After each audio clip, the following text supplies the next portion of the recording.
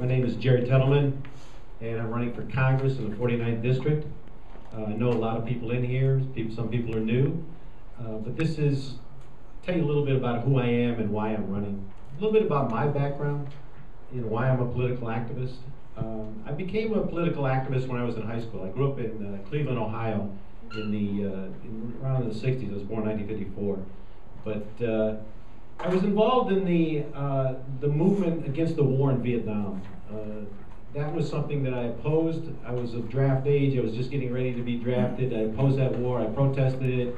And what it taught me was that people make a difference. If you become part of a movement, and that movement, even though you're just an individual, changes history. It's in the collective will of the people, and things change. And so it taught me that political activism actually works. That movement shortened the war, it saved people's lives, it changed the course of history. And so for me to run, for running for Congress, it's because of political activism. And it's because I feel it's important. I feel politics is important. It's life and death for people. What happened to me growing up, I grew up in Cleveland. I grew up in a community where a lot of people were survivors of the World War II, survivors of the Holocaust. And so some of my relatives were, and they had a saying, and the saying was never again. And that was something that I grew up with. So I learned that at a young age, that politics is important, that politics can change on you, and that being involved and being a participant, and especially in a democratic country, to have the opportunity to be in this country and to be in a democracy where you can speak your mind, and guys like Dick Iden can say anything he wants to say, that's an opportunity, because that's not true. There's a lot of places in the world here, especially countries like Syria right now, where people, when they speak out, they're literally putting their life on the line. So this is something that, we have a great opportunity, and for me to run for Congress is an opportunity. It's an opportunity to me to speak truth to power, to present some ideas that maybe aren't out there. To give you a little bit of my background on how I got in politics is that I was a registered nurse. That was my first career. I did that for about 10 years. And then I went into real estate. I said I want to change my career, became a real estate broker, real estate investor, was very successful at that. And that freed me up. It freed me up financially that I could then pursue some other interests such as politics. I wrote a book called One World Democracy, A Progressive Vision for Enforceable Global Law. And what that book is about bringing the rule of law to the global level and about replacing a system of war with a system of law. Creating a world parliament, creating a world court system, and resolving disputes not with bullets, but with ballots, not with cannons, but with courts. And that idea, what I expressed in the book is what's happened in Europe. Europe went from being in World War I, World War II, centuries of warfare in Europe, to being at peace. And the reason they're at peace is because something called the European Union. They now have a parliament, they have a court system, they have opened their borders. That can happen at a more global level.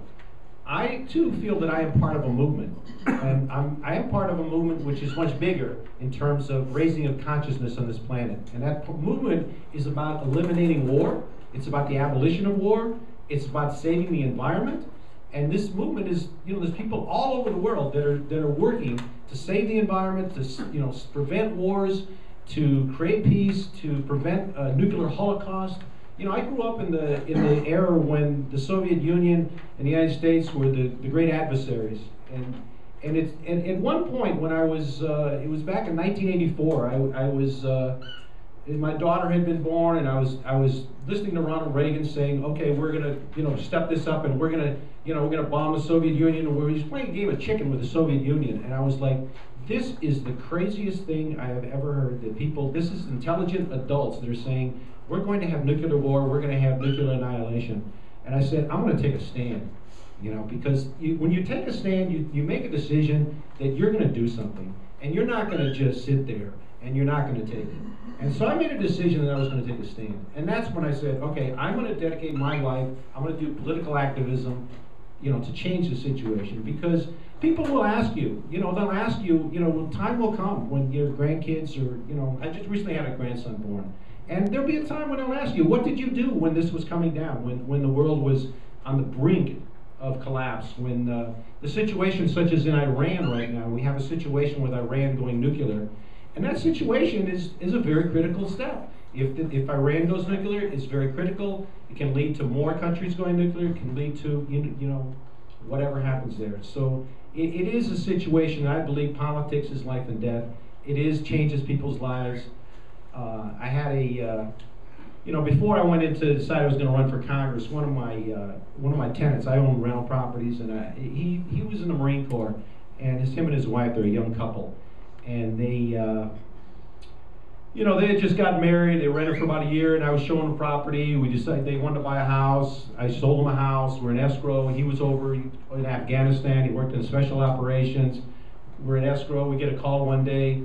Oh, you know, he had been killed. You know, it was pretty hard to take. And his wife, you know, I had to go see his wife after that, and it was just, I've never seen anybody that devastated.